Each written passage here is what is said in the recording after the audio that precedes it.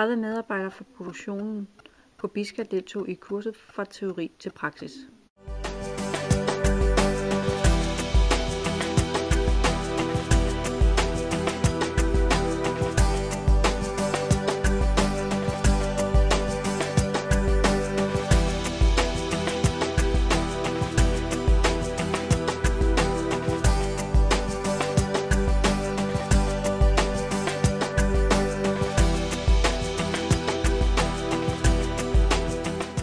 På kurset skulle 6 grupper fremkomme med forslag til optimering af processer, forbedring af arbejdsgange samt afhjælpning af hverdagsproblemer.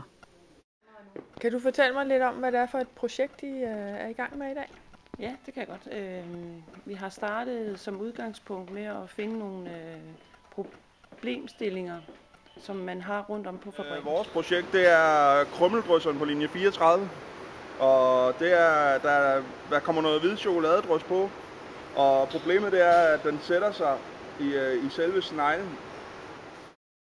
Ved at tage del i denne proces får medarbejderne en følelse af ejerskab omkring gennemførsel af projekterne. Løs det?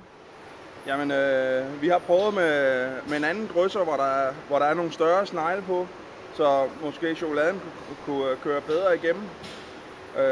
Eller også så prøver vi at få noget køle på, for at se om at det hjælper, så ikke der måske er så stor friktion i sneglene.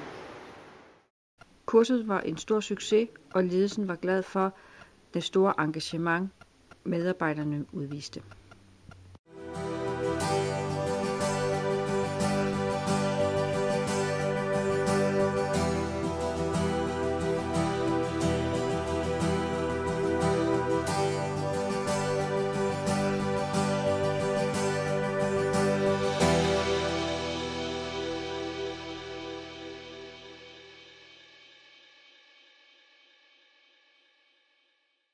Jeg synes, det har været kanon fedt.